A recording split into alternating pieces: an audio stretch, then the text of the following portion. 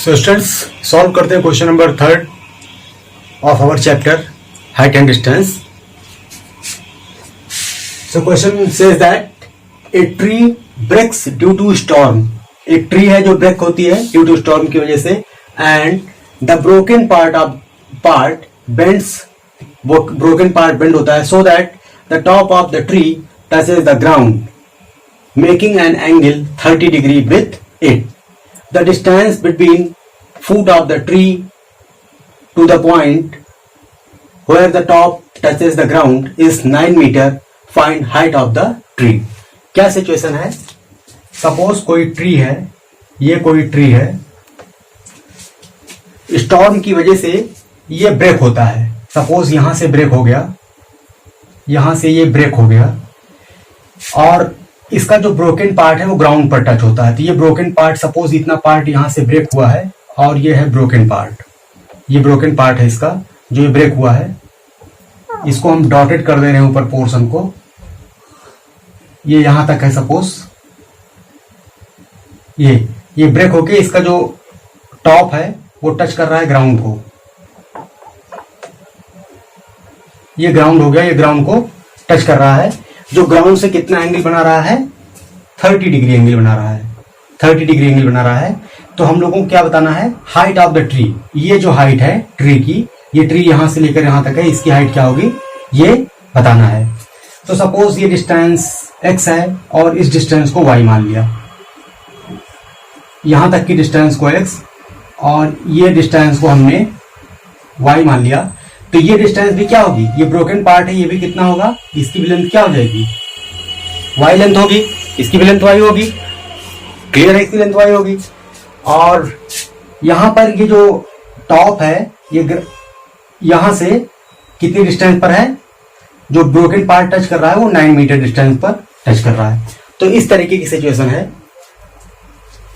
ये टूटा हुआ पोर्शन था जो ग्राउंड को यहां पे टच कर रहा है. इसकी हाइट y हमने मानी है, तो अभी भी हाइट वही रहेगी. हाइट ये हमने y कर ली. तो हमको क्या निकालना है यहाँ पर? Height of the tree. मतलब अगर हम किसी तरीके से x और y की वैल्यू ले लें और दोनों की फाइंड आउट कर लें और दोनों का सम कर दें तो क्या आएगा? रिक्वायर्ड आंसर आ जाएगा. सो इस ट्राइंगल को नाम दे देते हैं हम लोग. सपोज A, B और C नाम दे दिया. तो इस ट्राइंगल में सोल्यूशन में क्या लिखेंगे हम लोग? सारी चीजों को आप लोग लिख लीजिएगा. Let BC equal to this, और इस पॉइंट को नाम दे देते हैं D. तो CD equal to Y. So clearly CD equal to CA, वो equal to Y, AB equal to 9 centimetre and angle this equal to 30 degree.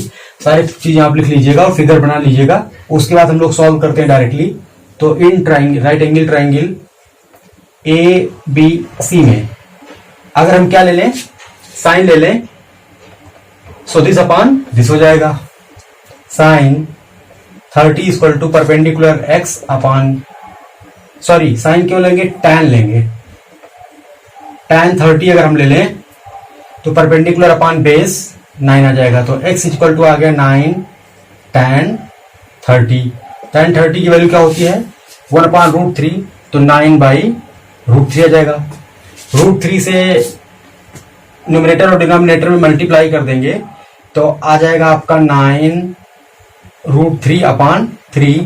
तो ये हो गया 3√3. x की वैल्यू आ गई 3√3 मीटर.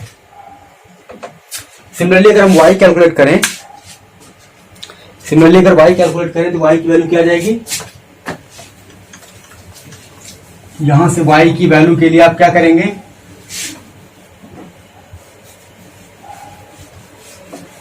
अगेन ट्राइंगल ABC में अगर हम ले लें sin 30, अगेन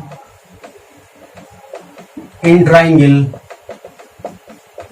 ABC में sin 30 इक्वल टू क्या आ जाएगा? sin 30 अगर हम लेंगे तो x अपॉन y में रिलेशन आ जाएगा. x अपॉन y में रिलेशन आ जाएगा. तो हम यहां पर ले लेते हैं cos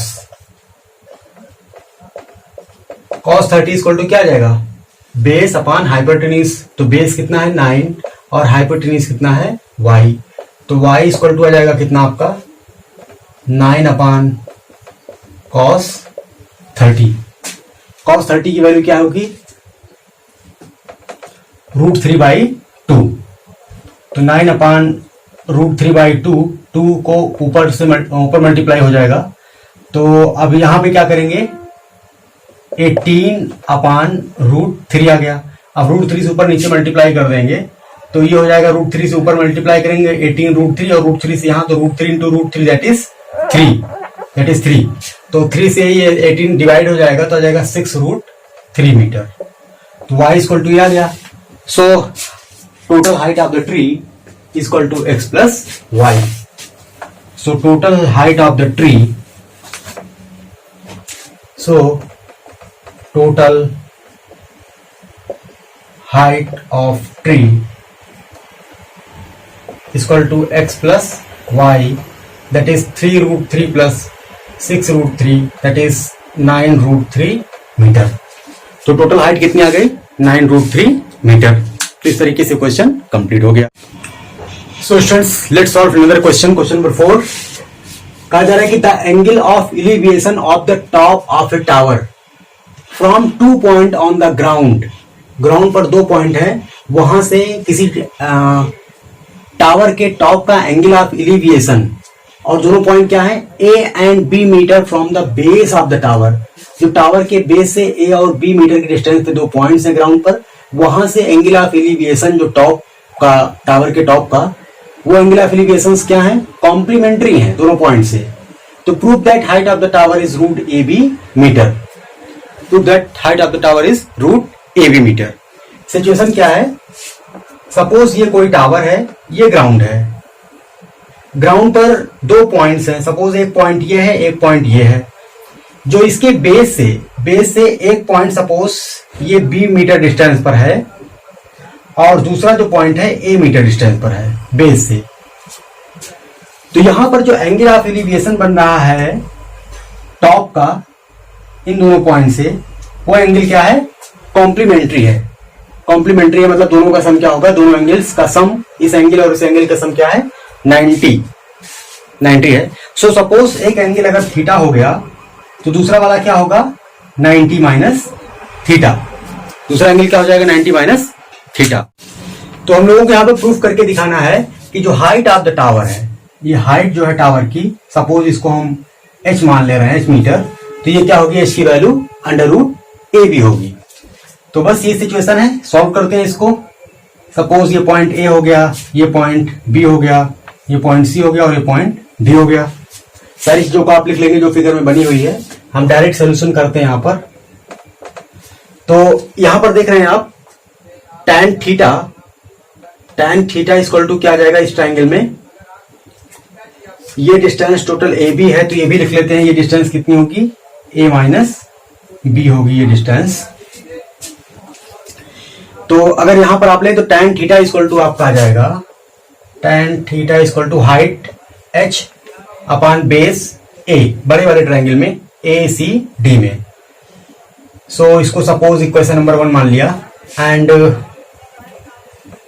ये वाले ट्रायंगल में लेंगे। ट्रायंगल आप लिख लेंगे, ये किस में लिया हमने? ट्रायंगल ACD में लिया है। सिमिलरली अगर हम ट्रायंगल BCD में कंसीडर करें तो tan 90 minus theta equal to आ जाएगा H अपॉन B।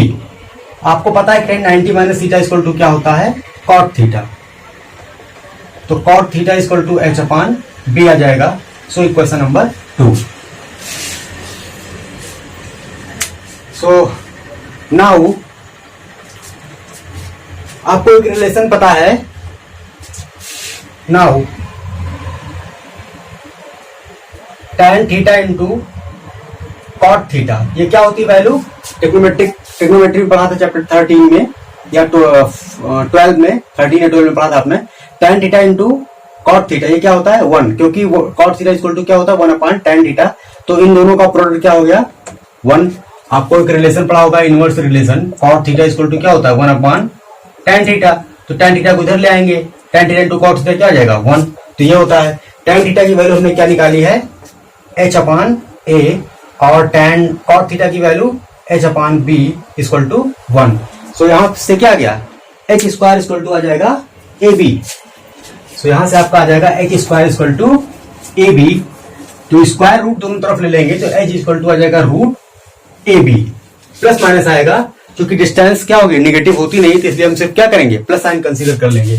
सो यहां से आ जाएगा आपका H square equal to A B, so H equal to plus minus root A B. अब चूंकि डिस्टेंस नेगेटिव होती नहीं है तो हम माइनस साइन को क्या कर देंगे, रिजेक्ट कर देंगे। सो एच इक्वल टू सिर्फ क्या जाएगा रूट ए बी मीटर, ये इसकी क्या जाएगी हाइट। तो इस तरीके से क्वेश्चन सॉल्व हो गया। सो स्टूडेंट्स सॉल्व करते हैं नेक्स्ट क्वेश्चन, क्वेश्चन नंबर 5। कहा जा रहा है कि at a some time of day, दिन के किसी समय पर, the ratio of the height of a vertically standing pole, एक वर्टिकली स्टैंडिंग पोल है सपोज ये, तो इसके हाइट ये हो जाएगी इसकी। तो कहा जा रहा था ratio of height of vertically standing pole to the length of its shadow on the ground is √3:1। तो ये सपोज ये कहीं सन होगा, ये कोई यहां पे सन है और ये एक वर्टिकली स्टैंडिंग पोल है, ये एक वर्टिकली स्टैंडिंग पोल है। तो इसकी शैडो ग्राउंड पर ये बन रही है, ये इसकी शैडो है ग्राउंड पर। तो दिन के किसी समय पर सन की वजह से जो इसकी शैडो ग्राउंड पर बन रही है, हाइट और शैडो का जो रेशियो दिया गया है, हाइट और शैडो का जो रेशियो दिया गया है वो कितना आपको दिया गया है, √3:1 रेशियो दिया गया है। तो इसको यहां से अगर हम ज्वाइन कर दें तो हमको निकालना है क्या, एंगल ऑफ एलिवेशन। उस टाइम पर एंगल ऑफ एलिवेशन कितना होगा, तो सपोज एंगल ऑफ एलिवेशन उस टाइम पर थीटा होगा, उस टाइम पर एंगल ऑफ एलिवेशन क्या होगा, थीटा होगा। तो यहां पर इन दोनों का रेशियो दिया गया है, ये सपोज इसको हम नाम दे देते हैं ए पी सी। तो एंगल ऑफ एलिवेशन इस थीटा की वैल्यू, ये हाइट और इस शैडो का रेशियो ये दिया गया है, तो ये एंगल ऑफ एलिवेशन ये थीटा जो है ये फाइंड आउट करना है। तो एंगल ऑफ एलिवेशन थीटा आप कैसे फाइंड आउट करेंगे, इस ट्राइंगल में, राइट एंगल ट्राइंगल एबीसी में tan थीटा इक्वल टू क्या आ जाएगा आपका BC अपॉन